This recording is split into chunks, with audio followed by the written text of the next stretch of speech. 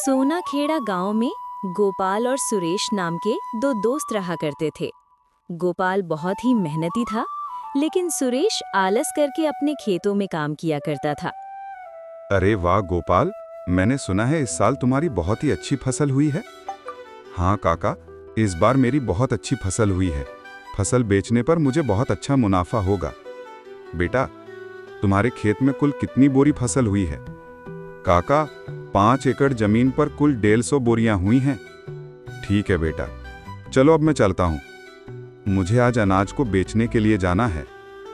ऐसा कहकर गोपाल वहां से चला जाता है।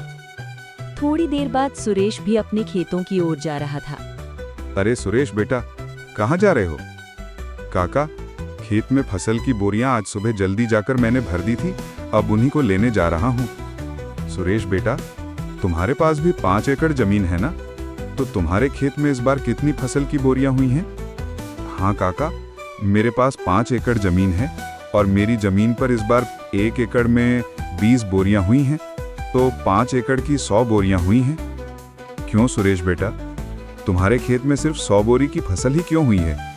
तुम्हें पता है तुम्हारा दोस्त गोपाल, जिसके पास भी 5 एकड़ जमीन है, उसकी जमीन पर 150 बोरियों का अनाज हुआ है, जबकि तुम दोनों के खेत एक ही इलाके में हैं। क्या कहा? मेरे दोस्त गोपाल के खेत में इस बार 150 बोरियां हुई हैं, लेकिन उसने तो मुझे बताया ही नहीं।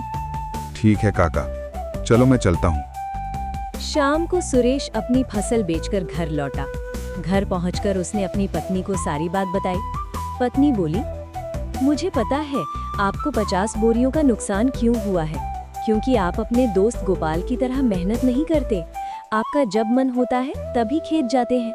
अगर ऐसा ही रहा तो कैसे चलेगा? अरे भाग्यवान, इसमें मेरी क्या गलती? मुझसे जितना होता है मैं वो सब कर लेता हूँ।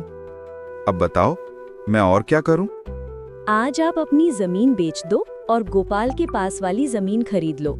अगर उसकी जमीन 5 एकड़ है तो आप भी पूरी 5 एकड़ खरीद लो। फिर गोपाल से कहो कि दोनों मिलकर पूरे 10 एकड़ पर खेती करेंगे और जो भी मुनाफा होगा बराबर बांट लेंगे। हाँ, तुम सही कह रही